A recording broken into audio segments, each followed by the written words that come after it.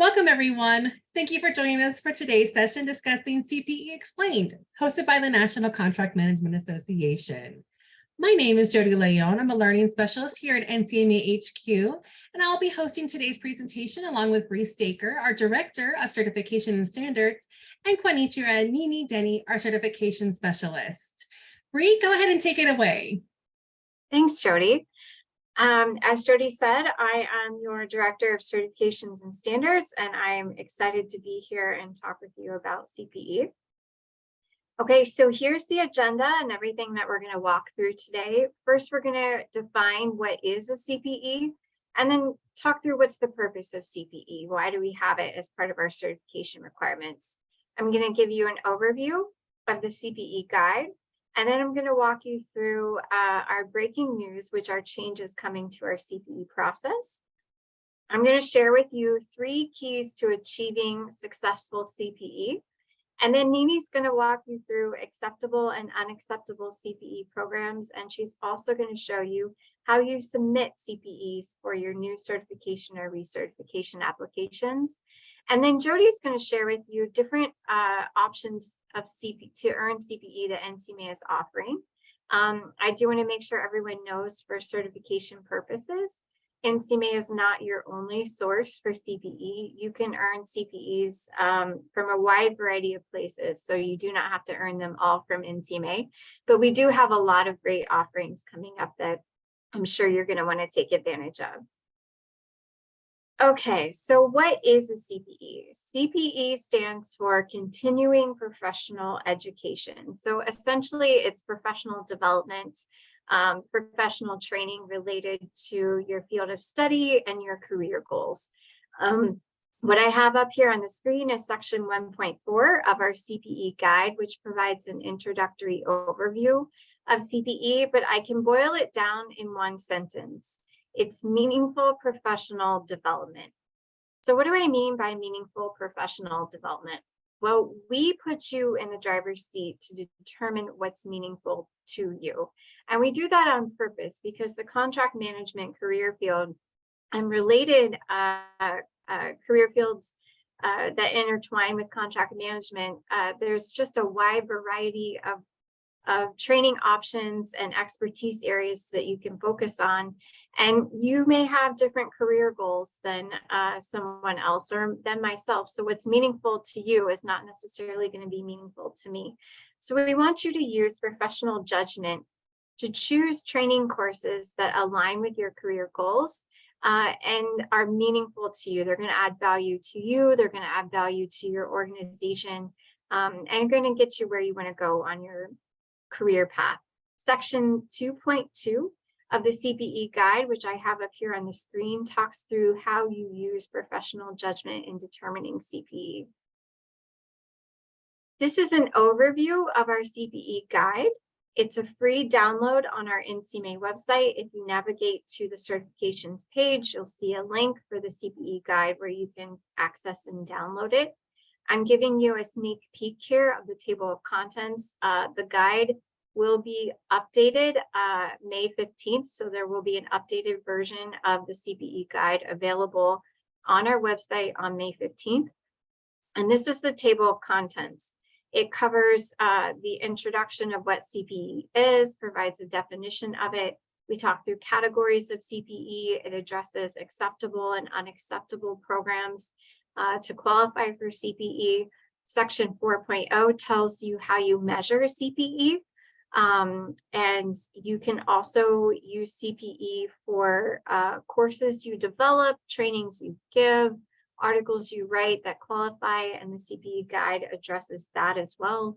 It also walks you through the documentation requirements and gives you tips for how to plan your continuous learning development. Okay, so the breaking news, what's changing in our CPE process? Well, currently, when an applicant for certification or recertification submits CPE, they're required to submit supporting documentation for every record of CPE reported on their application. We then, on the staff side, download all of that documentation and review every piece of it. We're going to move to an audit approach.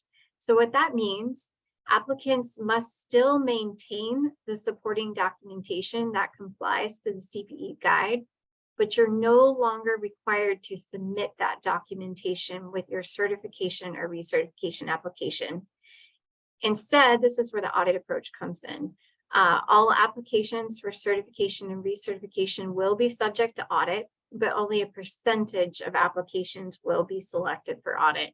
So in lieu of reviewing every piece of documentation for every applicant, every time, we're going to move to this audit approach. So if you're selected for audit, you must submit CPE documentation, which is going to meet the requirements of our CPE guide before your application is approved. If you're selected for audit, you'll get an email from NCMA staff, and we will use the email that's in your NCMA account. So make sure that that's current. That email is going to give you all the details of the audit, what to submit, how to submit it, timeline, all of that good stuff. And this change is going into effect on May 15th. And I'm giving you a very broad overview of the change now. But when you download the CPE guide on May 15th, it's going to talk through these changes and the audit process. Okay, the other changes coming to the guide, which again will be effective and available on May 15th. Section 7.1 is going to define the audit process. And then section 7.2, maintaining documentation, has been updated to clarify what supporting documentation needs to include or what it should demonstrate.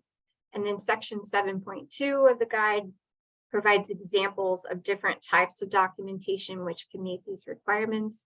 And I'm going to go into detail later on in the presentation about all of this. And then when all else fails and you're just not able to get the documentation in a format that provides all of this information that we need, we're adding Appendix 2, CPE supplemental supporting documentation to our CPE guide. Again, that'll be a free download available on May 15th. You can download this form, fill it out, and use it for your supporting documentation. And I'll talk through that in a later slide as well. So this provides a brief reminder of our certification and recertification timelines.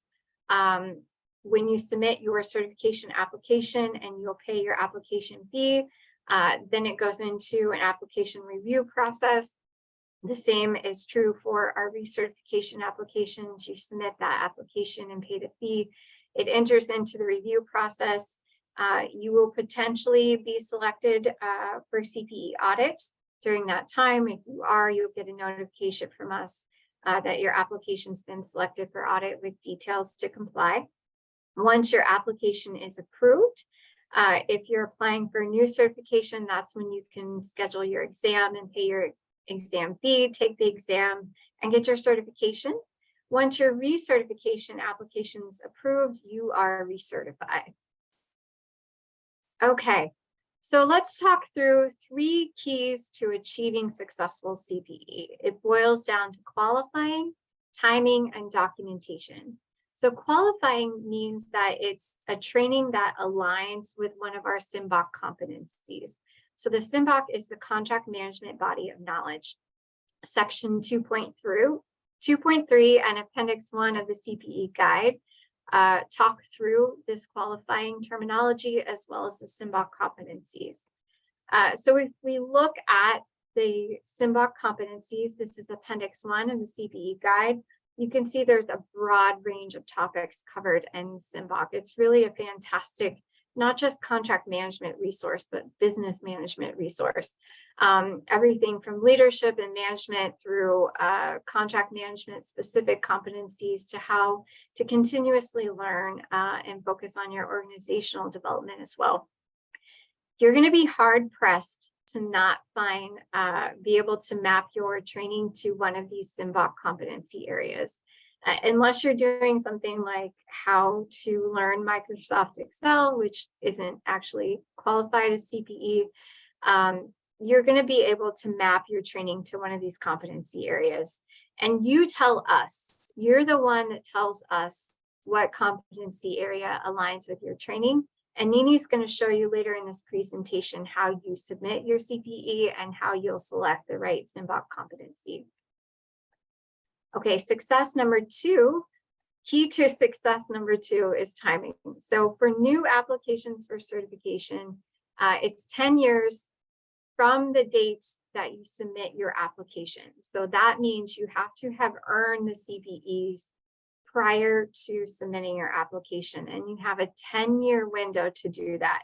So if you submit your certification application today, and today is May 9th, 2023, any qualifying CPE that was earned from May 9th, 2013 to May 9th, 2023 applies because it's within that 10-year window.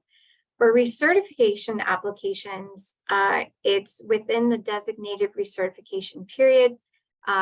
We have 4 certifications. They all have varying recertification requirements and different certification cycles. So check out our certification handbook for the applicable certification. It's a free download on our website. It will walk you through the recertification cycle period. Typically, it's going to be a 5-year period or a 3-year period. And what that means from a timing standpoint is you have to have earned the required CPE within that designated recertification cycle. If you currently have a certification, you can log into your NCMA profile, navigate to the earned certifications page, and you'll see your recertification cycle there. And then section 2.0 of the CPE guide discusses this timing.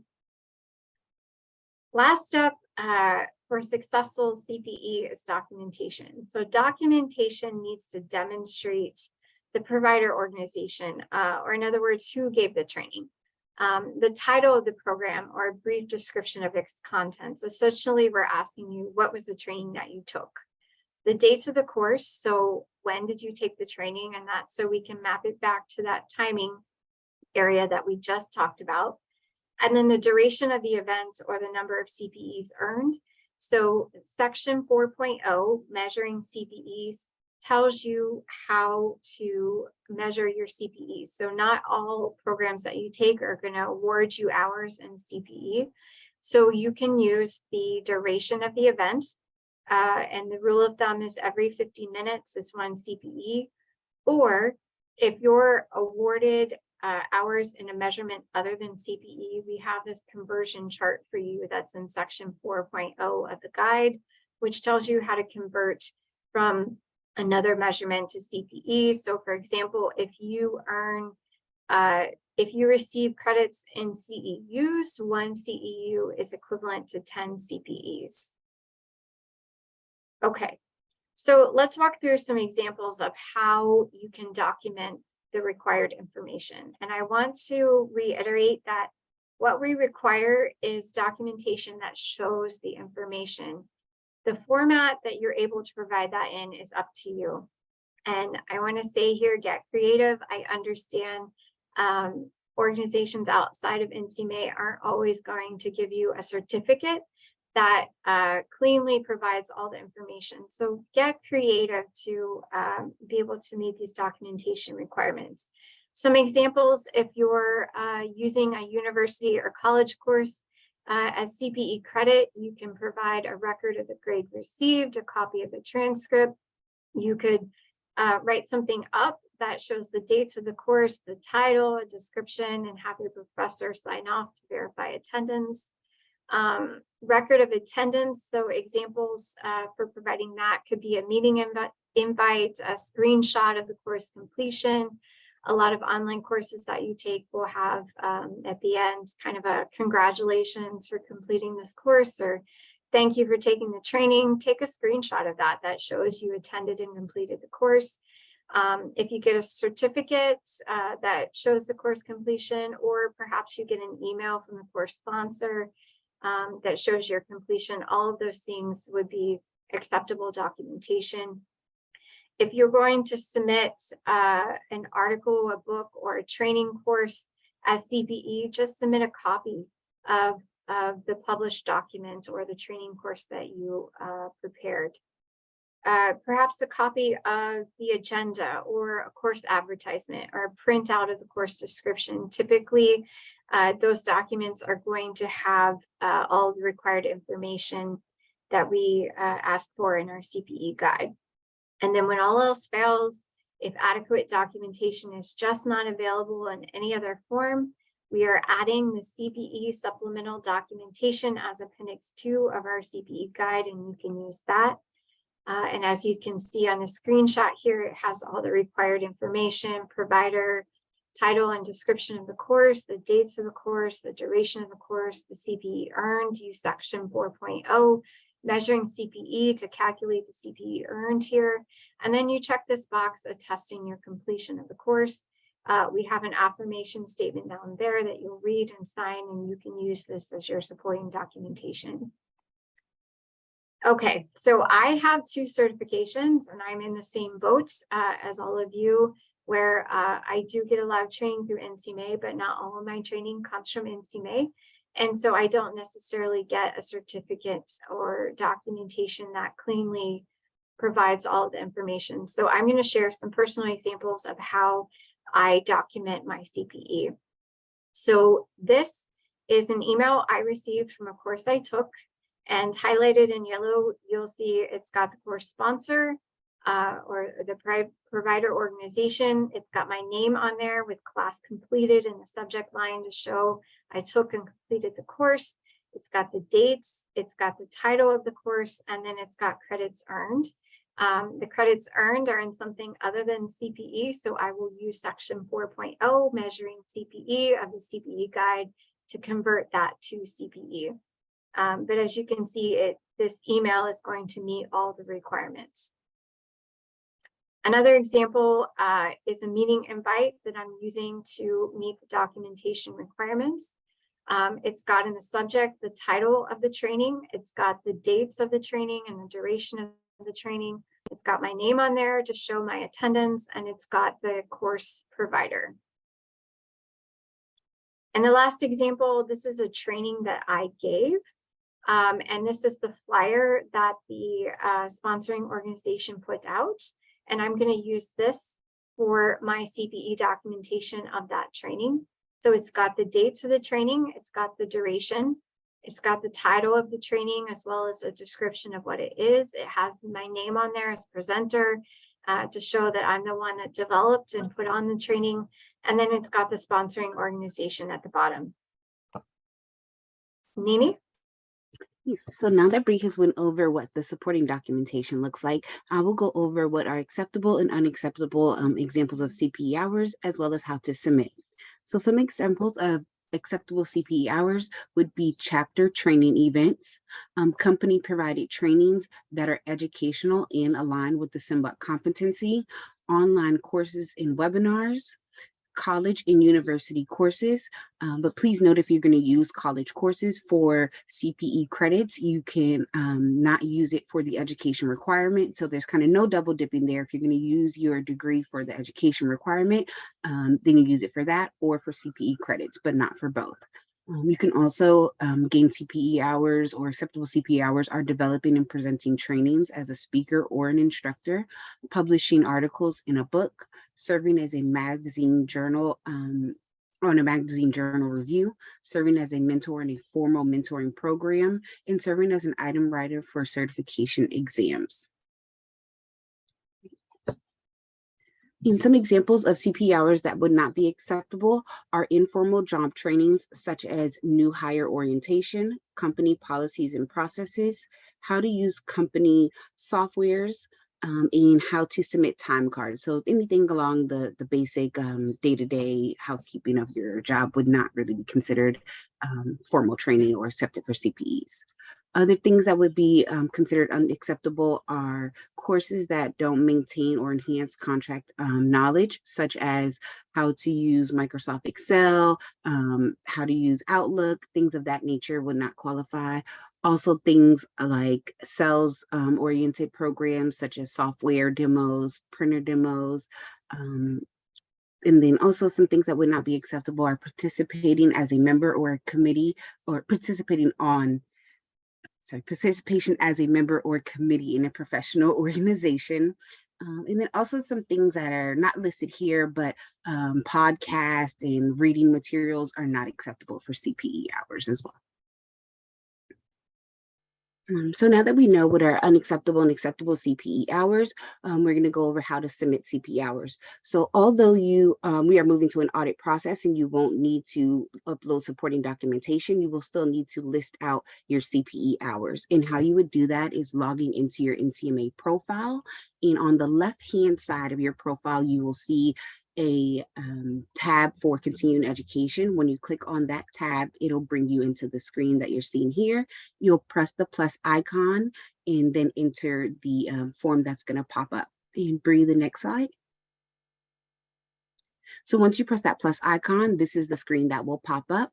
It will ask you to enter the date that the certificate was earned or the course was completed, the course title or description, the hours or duration that the course was, the length of the course, CPE category, so CPE, CEU, however, or whatever unit was awarded, the provider of the course, so NCMA, Leidos, BAE, whoever you took the course from, and then you'll be asked to list at least one SYMBOK competency while you are completing this form. So it has 3 listed, but you'll only it is a drop down and it'll have you just select one of the SYMBOK competencies that's listed in our CPE guide.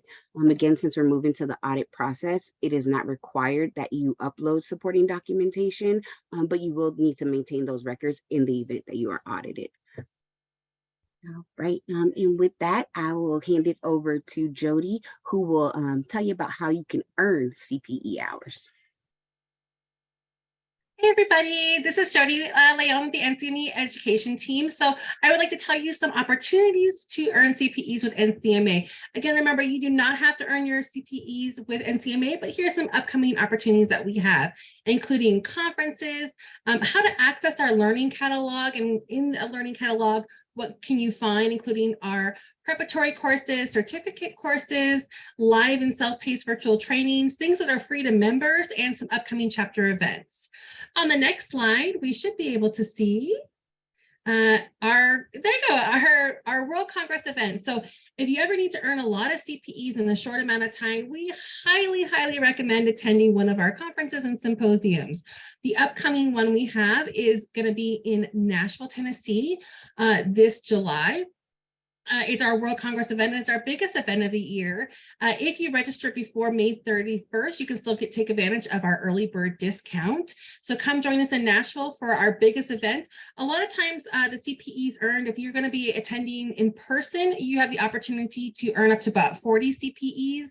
And then our virtual attendees can usually earn about 30 CPEs at one time. So in just a couple of days, you can knock out a whole bunch of CPEs at one time. So if you're trying to get your recertification or your certification, it is a great opportunity to earn a lot in a few days.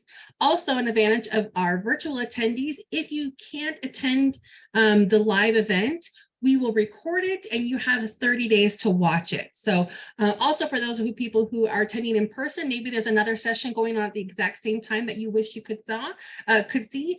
We are going to record a lot of the sessions. So if you can't make that one, again, you have 30 days after the conference to watch those videos and then continue earning CPEs. So again, a lot of CPEs in just a couple of days.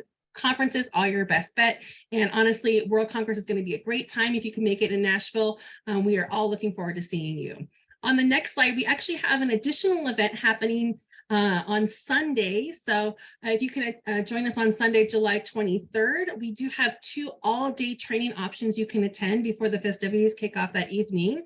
The first option we have is our Evaluating and Negotiating Contractual Risk, the Yellowstone way. So if anybody's a fan of the Yellowstone show, we kind of have a themed training around it. The second option we have is our Leadership Strategies for Contracting Professionals. These are an additional cost on top of the conference, but they are a great way to earn 6 CPEs in just a couple hours, and lunch is included as well. So if you're already coming to Nashville to be in person, come join us for this event before, and then after this event ends, then you can go ahead and join the festivities in the evening for our welcome party. So that's a good way to earn CPEs. Also, after the World Congress, on the next slide, World Congress is going to end around noon on that day. So if you're already in town, maybe you're staying another night in Nashville anyways, take a half-day training with us. We are going to have a comprehensive cost proposals for buyers and sellers training. And then we have a second training that's going to be announced very soon. So again, if you're already staying in Nashville, stay for a couple of extra hours and earn 3 more CPEs with an additional training, and we'll have lunch included with that as well. So again, come to conferences and symposiums, great ways to earn a lot of credits in just a couple of days. On the next slide, we'll probably be able to see how to get into our learning catalog. So how do you know what we are offering currently, whether it's going to be self-paced, live, our certificate courses, our prep courses, whatever we're going to offer, you're going to want to go on the NCMA homepage. Under learning, go ahead and choose catalog. And in the catalog, there's all going to be all these tabs there. And from each of the tabs, you can go ahead and select what you would like. So first, I would like to talk about our prep courses. On the next slide. There you go. So if you weren't aware, we do have a couple of prep courses for your certification. We have our CCMA prep course. It is fully a self-paced course. You can take it at any time on any device. You can earn 5 CPEs, which you can apply to your CCMA application, and it does include the practice exam as well. So for anybody who's new to the industry, looking to get that introductory certification, we do have a quick and easy CCMA prep course. You could probably do it, I don't know, in a weekend or over a couple of days. So it's not going to be too much of a time commitment to help you prepare for your CCMA exam. Now, our bigger courses on the next slide are going to be our CPCM and CFCM prep courses. These are 10-week courses, which are going to go ahead and break down the material for you. So if you're taking your CPCM exam, you're going to be learning all about the SIMBOK. And then if you're taking the CFCM exam, of course, you're going to be learning all about the FAR. So it's a 10-week course. Our next session starts on June 26th. You can go ahead and register now. Registration is totally open. If you have a large group with you, we do give discounts for groups over 5. So if you and your coworkers all want to come take our courses together, that is an option. Now, the great thing about CPEs with these courses is that you can earn 40 CPEs in 10 weeks. So it's a really good deal. You can earn a lot of CPEs and help you prepare for your exam. And again, you can use these CPEs and apply them to your application. So a lot of CPEs at one time, and then also learn a lot of great information to help you prepare for your exam. On the next slide, we do have our certificate course. So certification and certificate, a little bit of a similarity words, but a bit different. Our certificate courses are 10-hour courses that are set up over 4 days. So they're 2.5 hours each day. Our next certificate upcoming course we have is Cost and Pricing Fundamentals. It is again, a 10-hour course. You're going to earn 10 CPs for it in just 10 short hours. Again, 2.5 hours each day, and you get a digital badge for your LinkedIn profile saying that you took this course from us. So again, just a couple hours, you can earn 10 CPEs, and we have this one coming up next month. After that, we do have a lot in our, we also have a 2-day course coming up later this summer for the contract lifecycle. Anybody new to contract management, maybe somebody's looking to get that CCMA certification. This is a really good course to take. It is our contract lifecycle course. It's going to walk you through that pre-award, award, and post-award lifecycle that we have. It takes place over 2 days. It's a half a day 1 week and then a half a day the following week on August 22nd and August 28th. And you can earn 7 CPEs just for this course right here. So if you have anybody new in your department or you yourself are new, we highly recommend taking this course as a really good introduction to the contract management life cycle. Okay, on the next slide, we should be able to get to our upcoming training. So we have some live upcoming trainings happening. We have a free to members event happening on Thursday. In fact, if you haven't signed up yet, go ahead and sign up. Don't worry if you can't make it to any of these, we do record them, and then you can watch them afterwards and still earn your CPEs. We also have a free to all webinar happening on June 1st. About insights from former contracting officers, which should be pretty good. And of course, our very popular CMMC update's going to be happening in June, along with our FAR to FAR's mid-year update happening. So we always have events. We try to have, at least 1 to 2 events happening a month for kind of like a brown bag lunch webinar series, but we do offer free to member ones at least once a quarter. So be on the lookout for those. Okay, so in the learning catalog, I think we finally got the right side. One more slide down. Thank you so much. There we go. In our learning catalog, I just want to make you aware that we do have tabs marked live and self-paced. So our live events, we have probably live events out till, I believe, December of 2023. So basically all of 2023, all of our live events are going to be there. But if you are looking to earn a lot of credits in a short amount of time and you don't want to wait all the way to December to earn your CPE credits, I highly recommend checking out our self-paced tab. And in the self-paced catalog, you're going to see a whole bunch of different options, ranging anywhere from a half a CPE to maybe 3 or 4 CPEs. So if you're looking for something that's just like, I'm just trying to earn some CPEs very quickly by myself, I highly recommend checking out that self-paced catalog. Lots of good things in there. On the next one. Thank you so much. Don't forget to check out the tab for free to members. Now, a lot of people miss this out. They'll go to the free to members tab and they're just going to see the live events that are happening over the next couple of months. Also go and check out the self-paced tab too. Under the self-paced tab, you're going to find more ways to earn CPE credits. So if you're already a member of NCMA, you can earn credits through here for free. And if you're not an NCMA member, maybe think about becoming one because the benefits are outweighing for the cost price. So if you're going to get a membership and then you want to earn CPEs, I mean, check here first to see what we're offering, and maybe it's going to be a better benefit for you to earn a lot of CPEs if you become an NCMA member as well. Plus, you get all the other wonderful benefits of being an NCMA member. On the next slide. Great. Don't forget about our chapter events. They're always being updated. So if you're not sure what's going on with your local chapters, they might be having events. Sometimes our local chapters have online events that you can join from even if you're not in the area. So definitely check out this tab if you're looking to earn some more credits. Sometimes they have like a short webinar, maybe like an hour and a half. And sometimes they have an all-day training where you might be able to earn a lot more credits in a full day. So don't forget about the chapter events. Okay, next slide.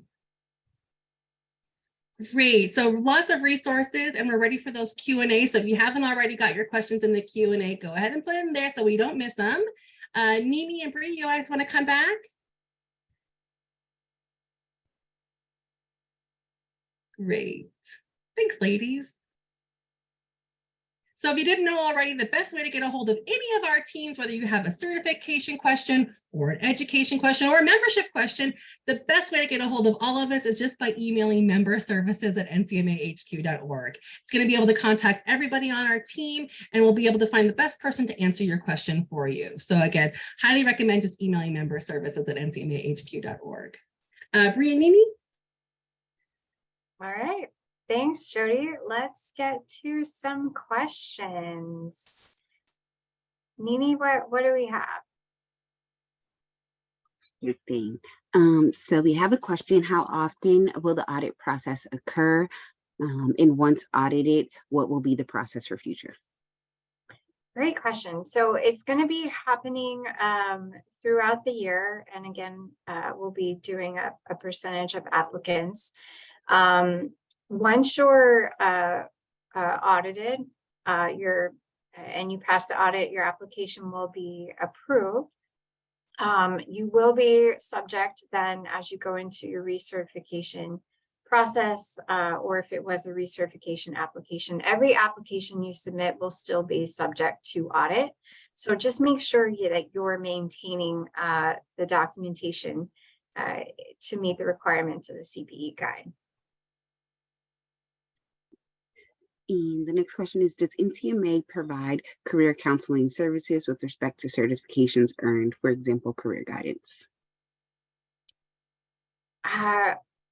The certification department does not specifically provide career counseling, but Jody, I know that we have through, I think it's through the education department, an area where you can assess your contract competencies and then and your skill sets, and it can kind of point you in the direction of some areas to focus. I would actually highly suggest checking out Collaborate and going on to Collaborate for that 100%. Great. I also say if somebody asks a question about earning credits at World Congress, yes, you can earn credits at World Congress. All of our conferences, you can earn CPE credits. Again, last year, our in-person could earn up to 40 credits and our virtual people could earn up to 32. We'll have more specifics for that coming out in the next couple of weeks. And the next question I have is, are podcasts eligible for CPE requirements? I will take that one. So podcasts are not eligible for CPE requirements. It must be a formal course or like a webinar. And right, yeah. So what was the reason for the change in moving it to an audit process? Oh, that's a great question. It was twofold. One, we wanted to make sure that we're providing current practices that are in line with the industry. And when I went out and looked at other certification bodies, both within our space as well as in related areas, none of them were imposing the rigorous requirements that we are. And they were all doing this audit process. I then further went out and did some research with some of our internal folks as well, and some certificate holders, and just determined that our current practices were a little unduly cumbersome and just out of date. So we wanted to offer our certificants and our hopeful certificants the best process that we can. We know you're all wonderful people of integrity. We also understand that not a lot of provider organizations outside of NCMA are giving you the documentation in a way that's easily accessible. So that's why we're switching to both the audit process as well as updating the guide to help further clarify what's required for CPE and providing you alternate ways for documenting that CPE.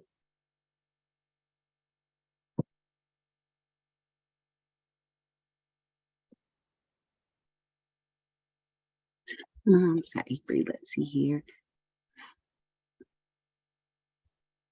Someone says, do you have to be an NCMA member to be able to self-report on your website? And no, you don't. You can create an NCMA profile whether you're a member or a non-member. Yeah, and it's free of charge. There's no charge to have an NCMA profile. And you don't have to be an NCMA member to have one of our certifications either.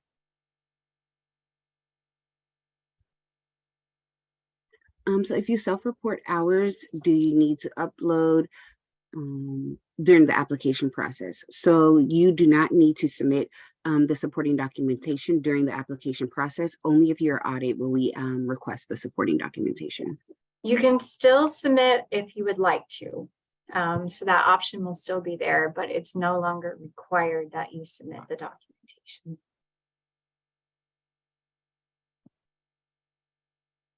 Let's see some other one.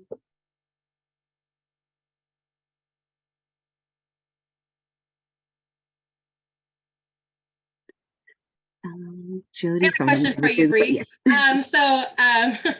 A leadership session at an industry conference would qualify as a CP credit since it falls under the scope of the SIMBOK, right? 100%. Absolutely. And the SIMBOK has a whole leadership chapter. So yeah, you can find probably 2 or 3 areas that you can map that to.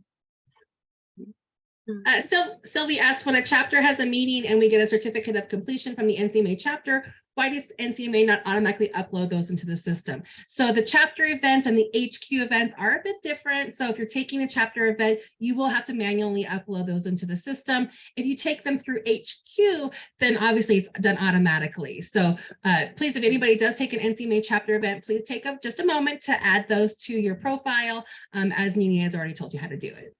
Yeah, and it's just a matter of software applications. So the chapters, they don't have the ability to upload that document to the profile.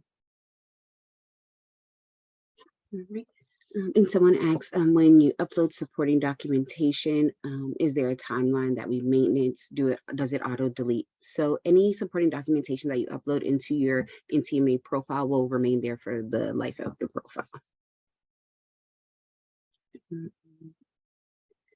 And then can you confirm the application process? So when you are submitting an application, You'll submit it with whatever designation that you want, that application with all of your requirements. Once that application is approved, you will have 1 year from that date to sit for your exam. If you don't sit for the exam in that 1 year window time, you will need to resubmit your application.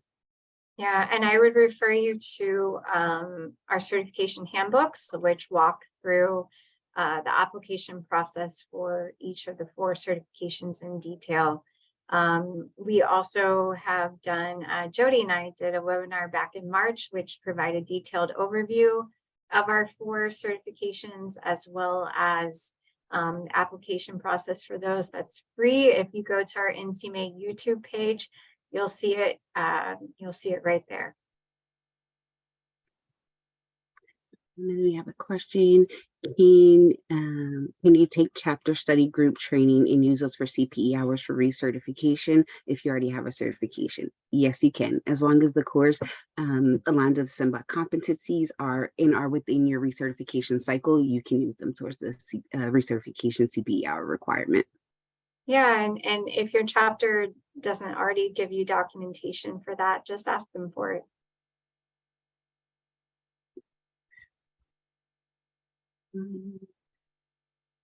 I get asked this question all the time, by the way, so I would love to have your answer.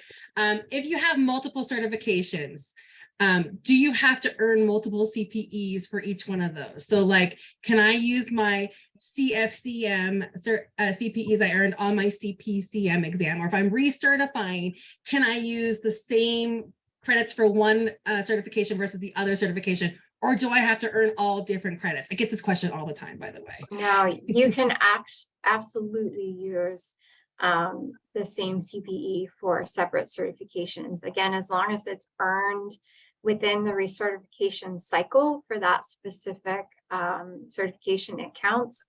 So for example, I have a CFCM and the CPCM, and I'm using or tracking my CPE earned for both of those. So one course I can apply to my CPCM recertification, and I can apply that exact same course to my CFCM certification.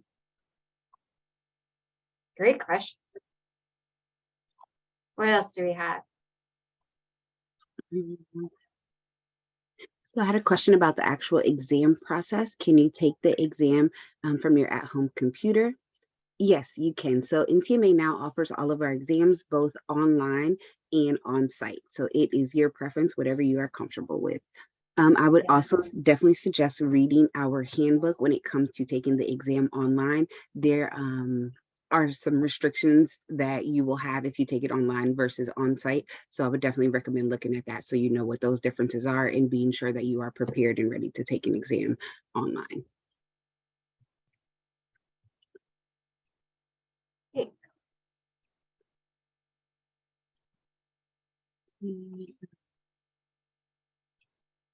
Says, can you earn CPE hours before you submit your applications? I will clarify that. So CPE hours do need to be earned prior to application submission. For a new application, you have 10 years from the date that you submit your application to earn those CPE hours. For recertification, you have to earn CPE hours within your 5-year recertification window. Or 3 years for CCMA. Yes, Yeah. sorry. And again, if you're not sure what your recertification cycle period is, go to your profile, go to the Earn Certifications tab, and it'll have the dates of your certification cycle right there. Can you go over how you get credits for developing a presentation? I will confess, I don't have that memorized. So I can't necessarily give you details, but I can tell you the CPE guide does cover that in detail. You get, it tells you how many CPEs per hour you spend on developing the course as well as giving the course. So I apologize, I don't know that off the top of my head, but the guide will tell you. Yes, it is 2 hours for presentation of a course and then 2 hours if you've updated a course. You can't use the same course. So if you presented the course, say this year in January, and then did the same course with no updates, next year, January, you can't use that course twice. Thank you, Nini. I do have an exam question here. Can you take your exam from at home? Are there specific dates I have to take it on? You can take it from you can take it from at home. You will have 1 year to take it from the time that your application is approved.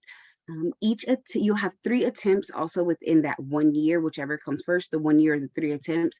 Each attempt you will need to pay for the exam that you take. Yeah, and it's you schedule it, so you pick the date.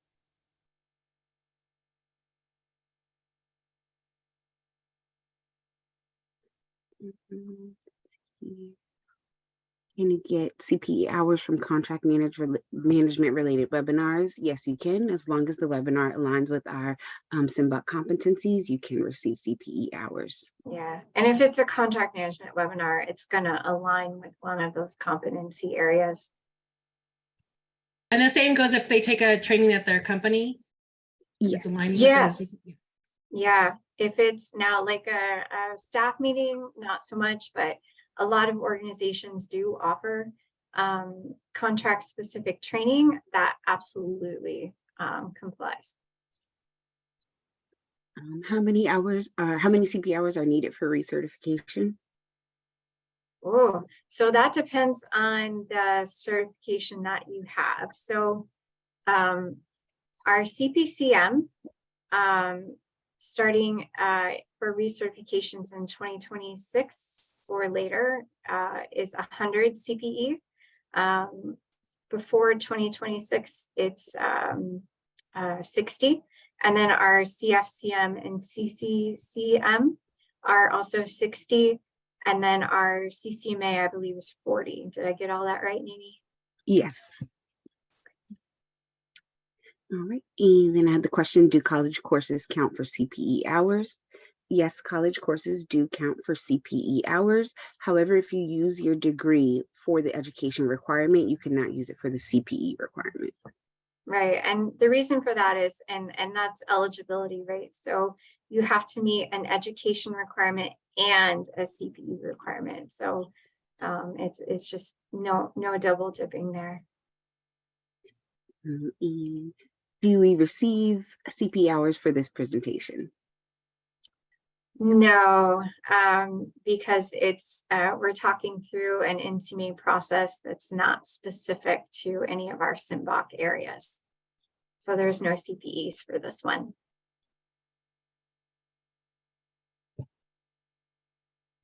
All right, and do we need to have different categories for SIMBOK competencies, or can you have all your courses taken with one SIMBOK competency? That's entirely up to you. So you could have all your courses aligned with one competency, and that goes back to, CPE is just boils down to meaningful professional development. So if you're focusing on, developing your expertise in one specific area, more power to you. Absolutely.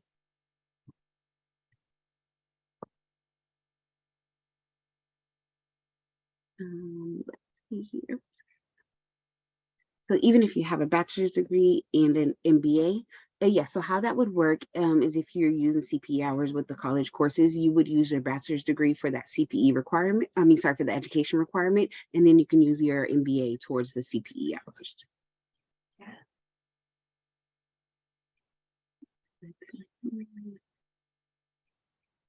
If you take the online prep course and you're an NCMA member, will this automatically be logged to your website?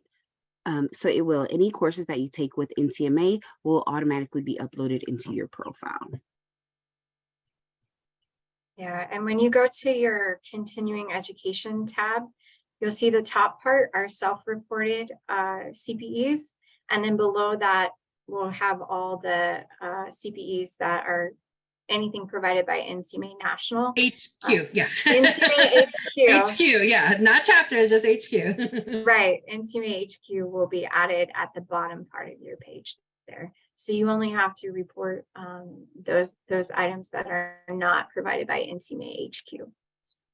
And if you see an item that's not there that should be there, just send us a quick email at memberservices@ncmahq.org and we can make sure that certification gets popped over between our two systems.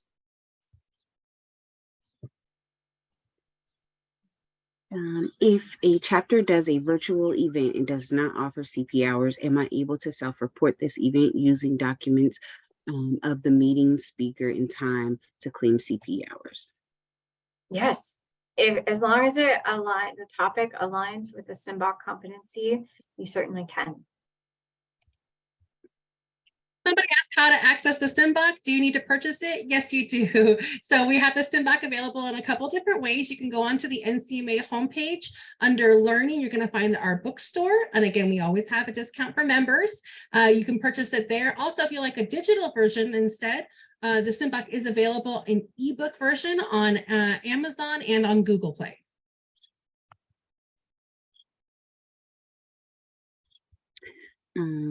There's no prep course for the CCMA. Is there a reason for this decision? Sorry, for the CCCM, sorry. I do not have a good answer. To be determined. I believe one is in the development. We're still talking through it, but of course we want to offer as much as we can to help everybody achieve all their certifications. Hopefully more information is forthcoming this fall. Yeah, that is something that we are continually looking at. And how do you determine if your past college courses from your degree are in the eligibility window to qualify for CPE hours? So as long as the course was completed 10 years from the date that you submit your application, it would count for CPE hours, as long as you're not using it for the education requirement. Yeah. The new CPE logging in process becomes effective on May 15th. Yes. Yep. If you have a degree that is older than 10 years, can you use it for the education or CPEs? If your degree is more than 10 years old, you can still use it for the education requirement. It would not be eligible for CPE hours. Right. Does the CPE guide show how to calculate CPE hours? It sure does. Section 4.0, measuring CPE, tells you exactly how to calculate CPE hours.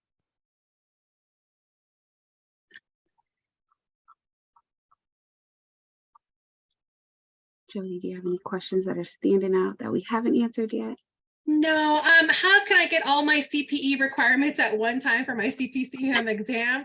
That is a lot of credits to earn. You know, we don't expect people to earn these credits in a day. It is something that's supposed to be accumulated over time. So again, it just depends on if, you know, I would recommend taking again the CPCM course. I would highly recommend attending a couple conferences. I feel like this is the best way and the best cost-effective way to earn a lot of CPEs in a short amount of time. So it just depends on how you view it. If you're going to take one course at a time, if you're going to take all of our lunchtime webinars over the next 2 years, yeah, the price is going to be different and the time length is going to obviously be different as opposed to just taking a whole bunch of credits at one time with either one of our prep courses, our certificate courses, our multi-day trainings, or our conferences or symposiums. Yeah, and I'll add, you know, the whole purpose of continuing professional education is to provide professional development that's meaningful to you. So at the heart of it, do something that serves you, serves your career goals, adds value and helps you achieve where, you know, what you're looking for and what you want to do. And there's so many opportunities out there. It's actually a lot easier to accumulate CPEs than you probably think. If you just take advantage of all the opportunities through your organization, through NCMA, through other course sponsors. I'll share personally, I'm in the boat of earning 100 CPEs for my CPCM, and I'm breaking that down to 20 a year, and I've actually already earned over 50 this year, and that was not planned. I'd like to tell you that it was, but just by taking advantage of training opportunities as they've come up, I've accumulated a lot of CPEs rather easily.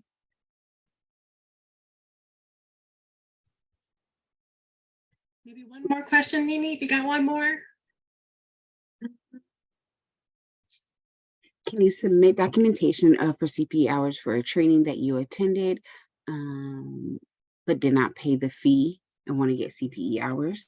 Yeah, absolutely. Our CPE is not at all tied to whether you paid for the course or not. I personally have taken a lot of free training courses that are very valuable and provide great information. So absolutely. All right. Any other questions? Okay. Great. Thank you so much, Bree and Nini. I really appreciate all of your time today. It's super informative. I would like to thank everybody here for your participation in today's event. And I hope it helped answer your questions about NCMA certifications. Now, there is a lot of questions that we maybe didn't have time for today.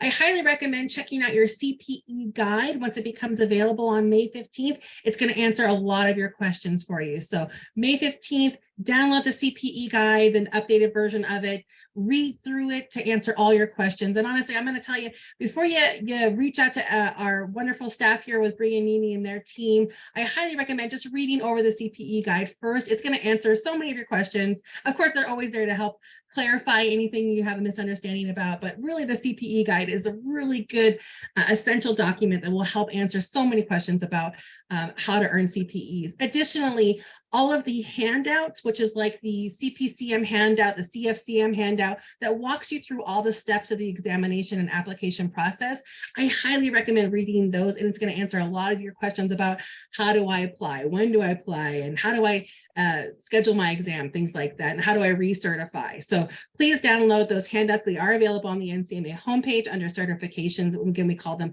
the handouts, the CPCM handout, CFCM handout, et cetera, et cetera. Okay, very important note.